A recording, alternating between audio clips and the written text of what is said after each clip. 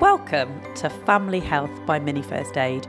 Mini First Aid are the UK's leading family first aid provider, and we are delighted to bring our latest podcast series to you, giving you all the information that you need around family health subjects.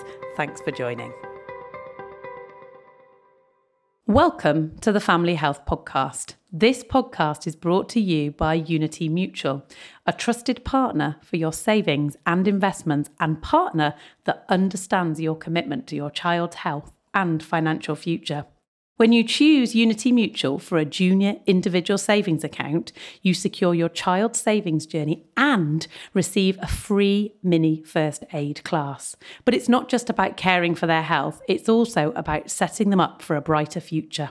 Unity Mutual believes in enriching lives beyond pounds and pence, empowering you with both financial stability and life-enhancing opportunities. Let's dive in. Hello, I'm Kate, founder of Mini First Aid. Welcome to our podcast, Family Health by Mini First Aid. We are absolutely thrilled that you've decided to join us for Series 2 of our podcast, where we will continue to bring you top family health advice from leading experts. Now, our guest today is a very special guest. I have heard Melissa Mead, MBE, speak before and felt really touched by her story, and we felt at Mini First Aid very passionately that we needed to share Melissa's story with you on our Family Health podcast. Melissa works for the brilliant charity, the Sepsis Trust, who campaign tirelessly for more understanding and awareness of sepsis. Melissa's son, William, tragically died of sepsis just after his first birthday in 2014. Melissa, thank you so much for joining us today. And I should mention to our listeners that we will be talking about baby loss and William's tragic death. So this podcast does come with a trigger warning. But Melissa, thank you for joining us. Welcome. Thank you. No, thank you for having me. I'm always happy to share William's story and talk about him. Lovely. Melissa, tell me a little bit about yourself and what you do now for the Sepsis Trust. So I'm nearly 37 years old, and I was a normal human being before we lost our son. And I worked in the financial sector. But following William's death, I became so passionate about sepsis awareness, recognition and treatment that I just felt that that's where I needed to be. And also I felt, I just lost my son, and we only had the one child at the time, and I still needed to be mum somehow. So I needed to do something for him. So I think by doing the work that I do with the Sepsis Trust, it's my way of still being his mum. And as you mentioned, I work now for the Sepsis Trust, and I coordinate and look after the clinical and educational side, but I do a lot of awareness as well. And I mainly work with NHS trusts and stakeholders within the healthcare industry to align best practice, to make sure that people are doing the right thing, to make sure that we don't forget about the patient amongst all of the work that we do. And I like to poke the government quite a bit to do their bit as well. So it's a bit of an all-rounder. Yeah. Good for you. Now, Melissa, I should also mention to our listeners, particularly if you are listening because you've been to a mini first aid class, that Melissa spoke at our conference last year, and the impact that had on the 150 first aid trainers and medical professionals that were in the room on that day made every single person in that room have real conviction to go and make sure that they continue the Sepsis Trust education. And if you come to a mini first aid class, in fact, one of the topics that we cover is sepsis awareness, because it's so important for parents of babies and young children, for everybody, but in particular for babies and young children where they don't have their own voice, and we'll talk more about that in a second, are aware of the signs and symptoms and what they need to be looking for. So, Melissa, we want to hear William's story, and it would be great if you could share just what happened with William. Yeah, sure. So William was born a normal, healthy baby, so he didn't have any underlying health conditions. I had maternity leave with him, and we did all the normal things that everyone does when they've had a new baby. And I went back to work, and it was when I went back to work and he started at nursery is when he started to become more poorly. And it was simply a case of having a runny nose, a cough, those sorts of things, the things that we envisaged when he started going to nurseries, which are germ fests. They are. Yeah. And he initially at the end of September, he'd only started at the beginning of September, came home and he had a very sore throat, couldn't eat, and took him to the doctors, and he had tonsillitis, and he was given some antibiotics, and he recovered absolutely fine. But it was on the tail end of that he developed this cough. Now, it's one of those coughs where you sort of and then you get on with it. So it wasn't debilitating, it wasn't keeping him up at night, it wasn't happening all the time, but it was enough for me to notice. And I didn't really think anything of it until it was sort of about a week in, and I said to William's dad, "Have you noticed he's got a cough, you know?" And he said, "Oh, I have, yeah." And I said, "Maybe I'll just take him into the doctors." And we took him into the doctors, and they told me exactly what I thought was happening, that this is a viral cough. He's otherwise well, no temperatures, he's playing, eating, all of the things that you expect to see in a normal, healthy baby, he was doing. So he just had this, what's called a self-limiting cough. And so we went away, and it was over the preceding 2 or 3 weeks, or 4 weeks, I suppose, his cough worsened.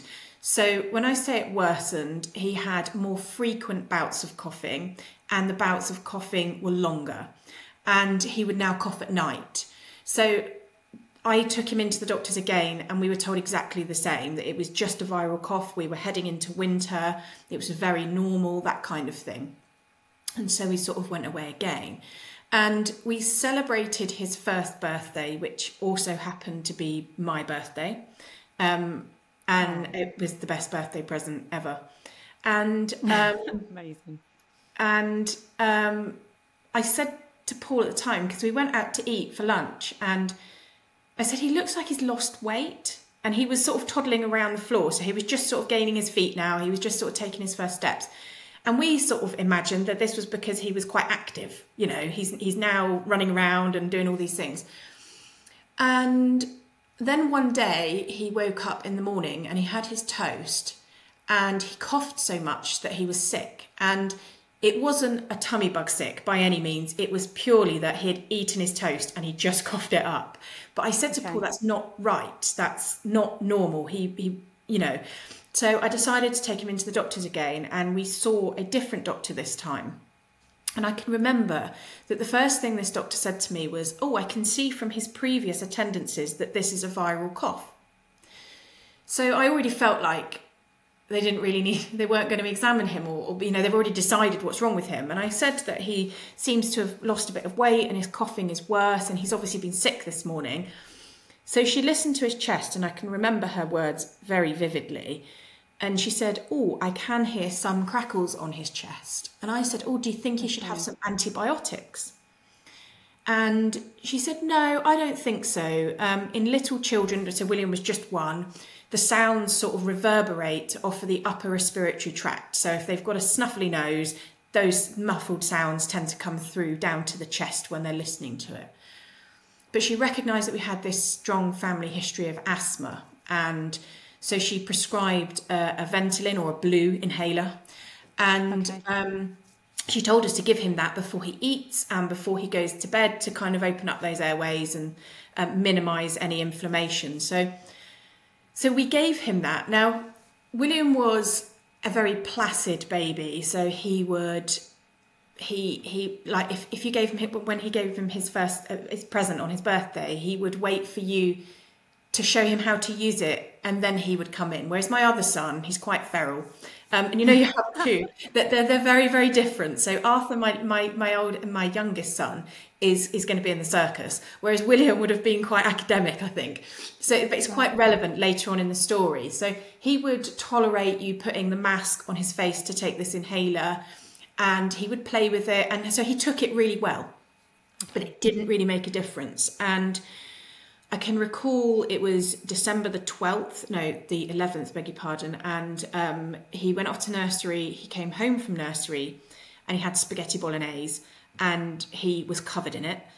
And so I bathed him, and then we made a den out of our bed sheets. And he was laughing, and that's the last time I ever really heard him belly laugh, you know? Yeah. And it was that night that I heard him crying in the night. It was about 1 o'clock in the morning or 2 o'clock. And I went in and he was dribbling, his fists were in his mouth, his cheeks were bright red, he was cutting 5 teeth. And he wasn't a baby that had a dummy. And so he was quite uncomfortable. So I gave him some paracetamol and I cuddled him and he went back to sleep. Now, I woke up in the morning and it was a Friday and he sort of pushed his breakfast around his plate, and I tried to offer him strawberries and I tried to offer him toast, anything really that would just sort of tempt him, but he just wasn't hungry. He just wouldn't want it. And so I said to my husband, or William's dad at the time, that I'd keep him off nursery today because it was a Friday. And as soon as I said that word nursery, William crawled towards the front door. That was like his little thing. You know, when it was nursery time, yeah, he was so excited. He had his little friends and he enjoyed being amongst other people and other children.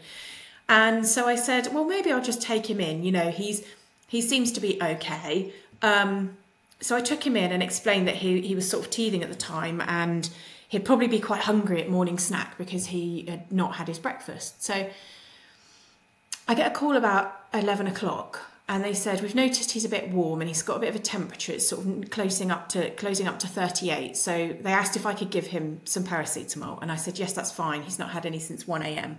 And they said, we're going to put him down for a nap because he's quite tired. And I said, look, when he wakes up, give me a ring and we'll come in and get him. So I get a call about 11:30 and they said he's not woken up yet, but we've been in to check on him and his temperature's now gone up again and it's 38.4. So I thought, right, okay. I said, I'm just going to come in and I'm going to get him. So on the way, using the car phone, I rang the doctor and it's Friday. It's the 12th of December. There were no appointments. The duty doctor was full. I didn't realise it at the time, but our hospital was on black alert, so it wasn't accepting anyone unless you had sort of arterial spray. And they said, we haven't got any appointments. And I said, but he really needs to be seen. Now, to give you a little bit of context, we live in Cornwall and it's rural. So we don't have lots of hospitals on our doorstep where you can just go and pick somewhere else. So we've got pop in. Yeah, we've you know, we can't just pop in. We were 35 minutes away from our nearest A&E. Right. And it was icy and it was cold and, you know. So I rang them and they said, we just haven't got any appointments. And I said, but he really needs to be seen. You know, his temperature's going up despite giving him paracetamol and he's not himself and he's had this cough and lots of other things. So they said, look, I can hear you're concerned. Come and sit in at the end of the day and we'll just tag you on to the very end. So we went in, we went home and then we went in to the doctor. And by the time we got in there, it was about 5:45 or 5:40. And he took his temperature and it was 40.1. And oh my goodness, so it's really gone up. It was really high. And he was combative.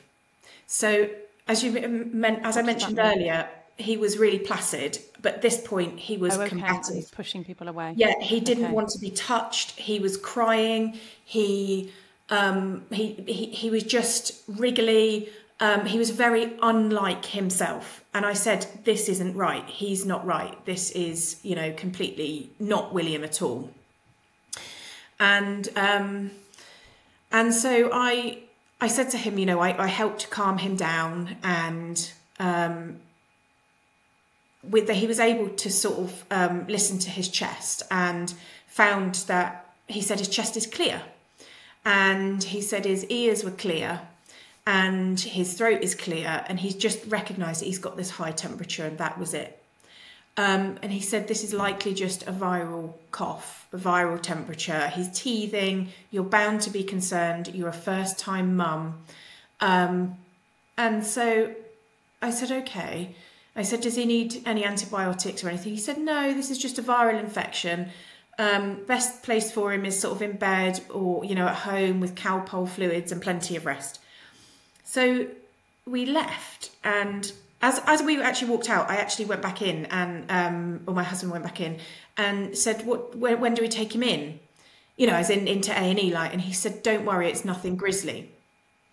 So we had no safety netting advice. We had no, this is what worse looks like. Look out for this. I didn't know that at the time, but I know that now.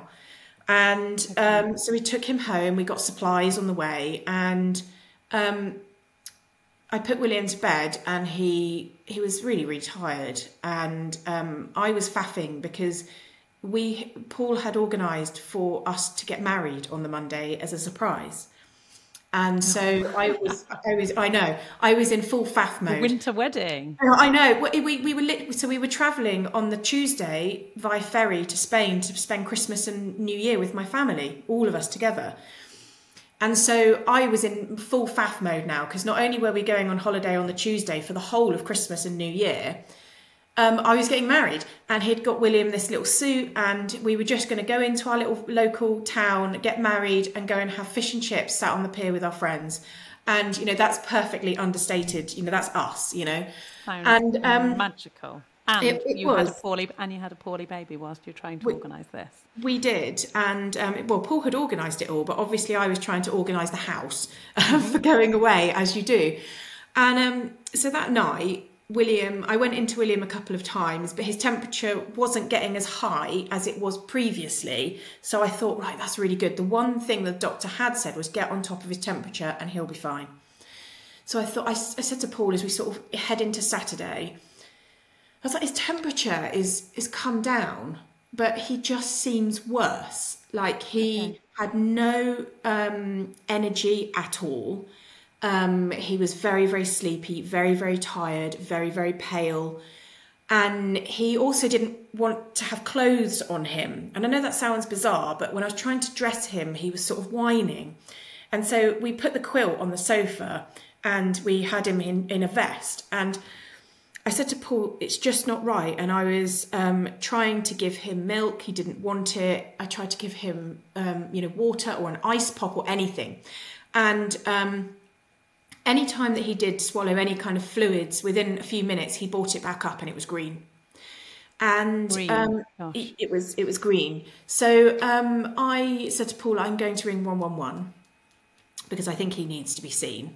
So I called 111 and they asked me to take his temperature 3 times during the phone call to get an average. And it was 35.4. So they said, that's good. You've got on top of his temperature. Little did I know that he was in circulatory failure and that a low temperature was probably more dangerous than a high temperature, because with a high temperature, you're still fighting the infection. With a low temperature, you're overwhelmed by it. Melissa, can I ask what his normal resting temperature was?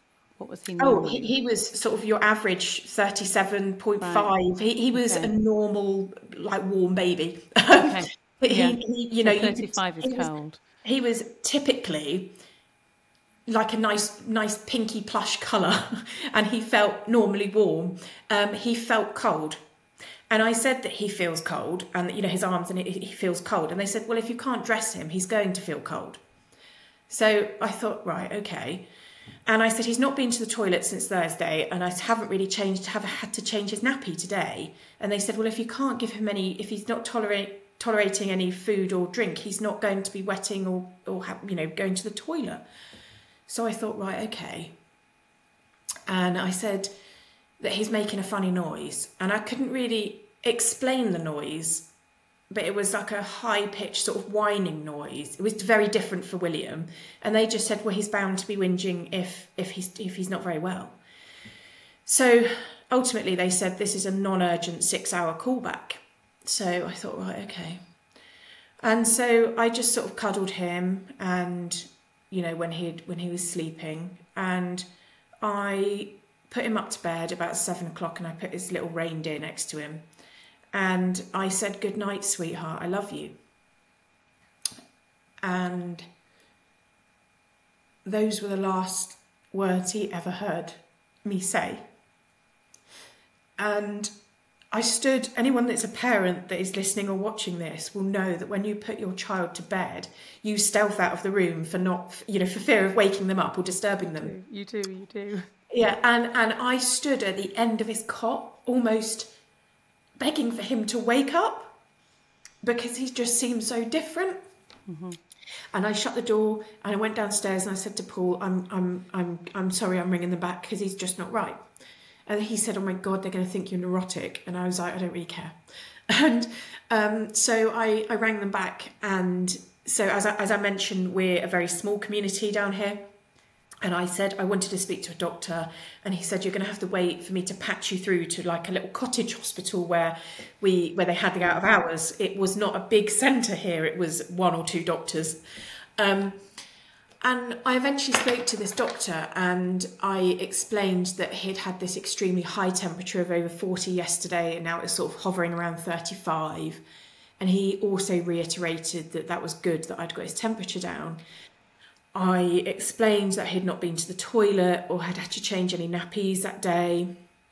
And he again said about eating and drinking. If he's not doing that, he's not going to be passing urine or whatever. So I thought, right, okay. And they actually played this phone call out at the inquest. And I don't know why, because I didn't consciously make this decision, but I said, in your professional opinion, what do you think I should do? Because he was being very reactive and I was being very proactive, leading all the questions. And I can remember sort of saying, you know, what do I do? What do I do? And he said, look, he said, I've got a waiting room full of people. He said, this to me sounds like, this to me sounds like I just need to keep him in bed. He actually said Calpol fluids and plenty of rest is what you need. He'll be right as rain in the morning. And I said, well, what happens if he gets worse? Do I bring him in? And he said, you'll have to go through 111 again to get the appointment. Right. And so he couldn't he refer you in and couldn't basically, and he, you know, I'd already felt like a nuisance because he'd already got this waiting room full of people. It's the middle of start of winter, and so that was that. And I put the phone down and I checked William for a couple more times during the night, and he was sort of sleeping soundly, you know. And I had one of those little baby spying monitors and I could hear some rustling, and at 5:30 it was, and I could see that he was drinking from his sippy cup, and I thought, he's thirsty, that's really, really good. And about just after 8 o'clock I woke up and I could see he was facing away from the camera. And I just went to the loo and I put my hair up. And for those of you that are listening, I wear glasses and I hadn't put my glasses on, so I couldn't see anything. And we had blackout blinds in his bedroom. And I went in and opened the door and I could smell that he'd been to the toilet, which was really unusual because, you know, in the middle of the night, he didn't go to the toilet anymore. And I was calling him and I was saying, William, William, and I wasn't getting any response. And I went over to his cot and I stroked his cheek and it was warm, but he didn't move. And I knelt down and put my arm through the bar of the cot and I stroked his arm and it was quite cold. Okay. And he didn't move. And then I stroked his side and he was stiff. Oh, and I shot up and opened the blinds and I could see that he was very obviously, he was dead. His eyes had fallen open and he was staring straight through me, you know. And I just immediately started shouting, Paul, Paul, he's dead, he's not breathing. And I ran into our bedroom to get the phone to call 999, and then Paul ran in and started screaming, and Paul lifted him out of the cot and put him on the floor, and he was still in the position that he'd died in. Okay. Because he was in rigor. Okay. And I'd run downstairs to open the front door for the paramedics, and I ran back upstairs and I started CPR. And I had done a paediatric first aid course, and And I don't know why I had done that, but I think I just decided that I was having a baby and I should know these things. So, and there was no mention of sepsis in this first aid course when I did it. Meningitis, yes. And I had checked all over William for this rash, and there was no rash in William. And I started CPR, and I can just remember, and I can hear the call handler going, and 1 and 2 and 3 and 4 and 1 and 2, and I couldn't open his mouth to give him rescue breaths because he was in rigor. And I can remember the paramedics come thundering up the stairs, and it was 3 minutes and 44 seconds into that phone call. We lived just around the corner from the ambulance station, and this being a Sunday morning, they were there and they just jumped in and they came. And it was after 7 minutes that he turned to me and he said, "I'm sorry, my love, but he's gone." And I just started screaming, and I laid on his bedroom floor with my cheek on his, and I begged him to wake up, knowing that he never would. And we had to go through the whole process of the police had to come, and they quickly stood it down because it was a medical event. Okay. And we were taken to hospital. Yeah, that's sort of common and unexpected. Yeah, I was going to say, is that normal for the police to have to come then? Yeah, okay. Because it's an unexpected death in the community, and they were stood down the next day once they'd interviewed us and they'd established that this was a medical cause. I mean, obviously there is a requirement for the police, and I'm sad that that's a requirement. But it is. Yeah. But it is, yeah. And so we were taken to hospital, and they did lots of examinations, and he was christened. And then they said, "We've got to take him away." And I said, "Where are you taking him?" And they said, "To the morgue." And so in my pyjamas, with no underwear on, no shoes on, I carried him through the hospital, and I said to the chap, "You're going to have to take him because I can't give him to you." No, I bet you couldn't. And they took him away. And we were just left there. We had to go out of the hospital and pay for my mother-in-law's car park. I was in barefoot. I didn't have anything. And that's when I suppose the questioning began, because we had what's called a rapid response practitioner. So they are the people that are supposed to coordinate the hospital, the coroner, the doctors, all of the police, all that sort of thing. Okay. They didn't come for 3 days, and 3 days is a very long time when you've just lost your child. Lost your baby, yes. Yeah, and so William had to go away for a post-mortem, and he had to go up to Birmingham.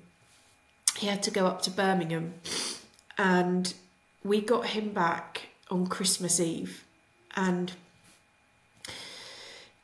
so the coroner rang me on Christmas Eve, and the first thing she said after she'd said that they'd got him back was that, "Did William have a cough?" And I sort of laughed. I had like a nervous laugh. I was like, yeah, he'd had a cough for weeks. I was like, "How do you know?" And she said, "Well, he had pneumonia."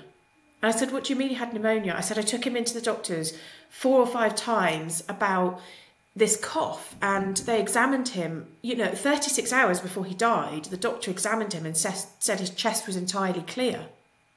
So his chest wasn't clear. So right. The medical examiner, yeah, exactly. And the medical examiner said that he actually had a collapsed lung, and there would have been no air movement in one side of his chest, and the other side would have been completely dull. So there would have been no air move, his chest wasn't clear. He also had what's called a pleural effusion, so he had 200 mils of fluid in his left lung cavity. He also had heavy inner and outer ear infection, and he had died of sepsis. And I thought, my God, what is that? And I'd never heard of it. And the first thing I did was I Googled it, and I just started to reel off all of these symptoms. And I was like, how, when I was telling these doctors about this, did they not trigger the kind of, red alert or whatever it might be, Yeah, so there will be people almost, I can feel them leaning in, listening to what we're talking about now. Melissa, tell us what those symptoms of sepsis are that are on that list. What are they? So Williams, so obviously different people have some different symptoms, Sure. but the main sort of symptoms are breathing very fast, can look mottled, sort of mottled skin, bluish or very pale. Some will have a rash that doesn't fade. William didn't, but again, some people do. Very lethargic or difficult to wake, feels abnormally cold to touch, and also not passing any urine. Again, breathing very fast as well. And again, I would just reiterate that I'm not a doctor, but please go on the Sepsis Trust website and look at those symptoms depending on the age of your child. As I say, there's always the symptoms of that original infection. So, for example, William had pneumonia, so he had the associated cough and faster breathing, whereas someone who has a tonsillitis would have the sore throat and all of the other things that would go with it. It's about understanding what worse looks like. And I think that's really important, because the doctor never said to me, Melissa, this is what worse looks like. If he starts not wetting his nappies, if he starts feeling abnormally cold to touch, all of these other symptoms, bring him in. And that's really important, because knowledge is power with sepsis. You don't get a second chance. And so, for us and our public to be able to have that knowledge and to make a better decision is so, so important. I feel that you, from your story there, that you were almost leading the conversations with the medical practitioners. You were doing 100%. The telling, and it almost seemed like, from what you've said, that they were coming back to you and saying, it's because of this, it's because of this. Well, and just and not really telling you what might be happening. Yeah, exactly. And this is one thing that I say whenever I do anything like this, and I'm talking to people that are not medically trained, is more often than not, when we have children, we take them to the doctors. 99% of the time, they do just have a viral temperature and they are completely normal and it's fine. But there is that small percentage where they are more clinically unwell. And so often we get told that this is a viral infection. There's no possible way that anyone can know it's a viral infection without doing some physical diagnostic tests. Yeah, sure. So if you're going to tell me that this is a viral infection, tell me why it is a viral infection and why it's not sepsis. So it's not sepsis because their temperature is fine, their passing urine is fine, their heart rate is fine, their blood pressure is fine. That's reassurance. It's not false reassurance. And that's really, really important, because I think if you're telling someone that their child is fine and you're discharging them to the community, you need to tell them why they're fine or why they're not. And I think that's equally as important as the escalation of, crikey, this is really, your child is really unwell, we need to take him to A&E or an ambulance, etc. So I think that's also really important, because that's that knowledge that we need as parents, especially as you say at the beginning of this phone call, that we don't feel listened to all of the time. And our children, especially William, didn't have a voice, because he was, well, he uttered a few words, but he certainly couldn't say, Mummy, my chest is really tight.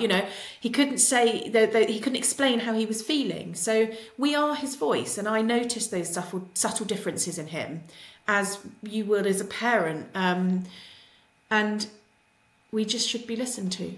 Yes. Now, along with, I'm sure, lots of parents and carers listening in the wider community, have been following the progress of Martha's Rule through. Tell us a little bit about your thoughts on that, Melissa. So yes, Merope, Martha's mum, I've spoken to Merope a few times, and what happened to Martha should not happen to anyone at any point. And there were so many errors within her care.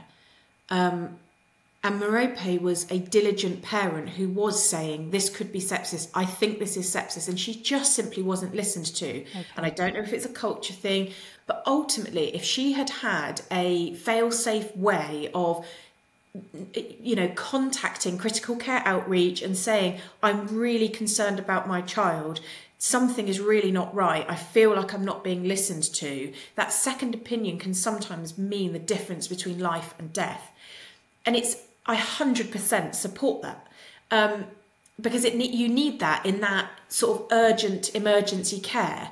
It's just about getting the right balance, because if you've got someone in a waiting room that's just got a child with a high temperature and they're not clinically unwell and they're able to ring a number, and it becomes overwhelming, and that's not what we want. What we want is to ensure that when parents have serious concerns about their child's care, or that their symptoms are worsening, because we know when you're an inpatient in hospital on the ward, it can be 4 or 5 hours before you see the nurse for those observations again, sometimes longer if it's busy. And so you are the eyes and the ears. And if you feel that there is deterioration or worsening, you should be able to speak to someone about that. Because like I say, for every hour that passes with sepsis, your chances of dying rise significantly. And that's why it's really important to be able to get people to the right care at the right time in order to prevent that more intensive care being a requirement. I think, Melissa, and if you haven't listened to already, please do listen to Dr. Ron Daniels, who is the chair of the Sepsis Trust. And he joined me on our first series podcast. And he talked about work of the Sepsis Trust, but also some of the ways that sepsis it represents itself clinically in both children and in adults as well. And this question that we need to have on our lips, all of us, could it be sepsis? But he was talking about the fact that the Sepsis Trust are working, as you are, Melissa, as well, in educating parents, family to ask the question, to spot the symptoms. But also the other pronged approach is around the fact that we're educating the healthcare professionals as well. So healthcare professionals that worked with William and with you, there were flaws effectively in his care pathway, weren't there? Yeah, so we had an inquest, and then there was an NHS England investigation, and that found 16 failings in his care and 4 missed opportunities to save his life. And there was human error, and there was system error and compromise. And a lot of those areas have been plugged, you would like to think, with heightened awareness of sepsis, as you say, training with medical staff. There are systems and processes in place for a decision tool to help with determining whether this could potentially be a person with sepsis. There is the Sepsis 6, the process you follow when you suspect someone does have sepsis. In order to do any of those things, you have to think sepsis in the first place. And I think that's the most common problem that we're seeing at the moment. Is almost that old adage of you can lead a horse to water, but you can't make it drink.